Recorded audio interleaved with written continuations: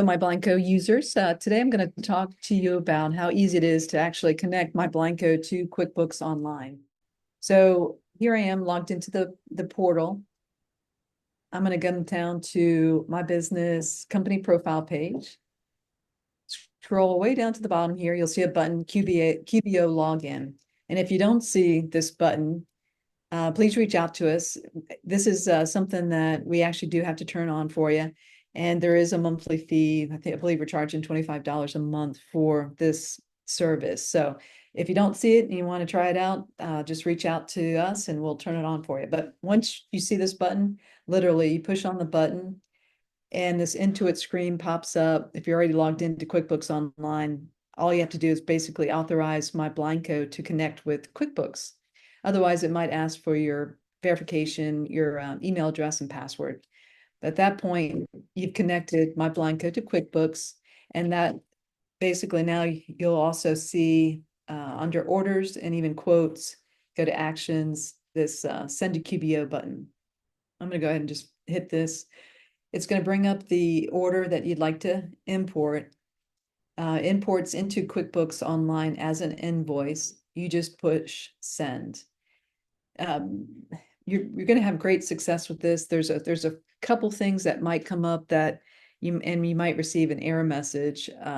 So MyBlindCo and QuickBooks, we really like to ensure that we don't duplicate customers in QuickBooks. So if you've had your QuickBooks for several years and you're creating an order in MyBlindCo for, say, a repeat customer that is already in QuickBooks, you might get I hate to say this, like a blank error message, and you're like, what went wrong?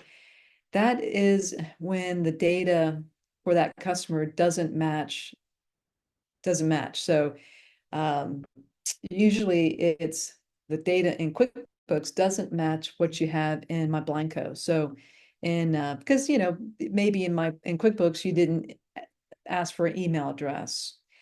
That's usually a big culprit, or even a phone number. Maybe you just have the customer's address, but all you need to do in QuickBooks is update that customer's data just like you see it in MyBlindCo. So it's usually putting in an email address and also making sure your actual physical address is the same, maybe abbreviated place and wrote it out in MyBlindCo. But once you match up that data, then you can come back to the order here, go to actions, send to QBO, hit send, and it should work.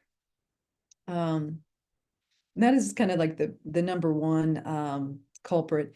If you have a brand new QuickBooks Online account, you will need to have at least one invoice in QuickBooks, and also your sales tax center set up to have these orders get sent into QuickBooks Online. So I think it might say no tax ID found would be the error message if your sales tax center isn't set up. But QuickBooks Online now makes it really easy. Even if you don't charge sales tax, that center has to be kind of live.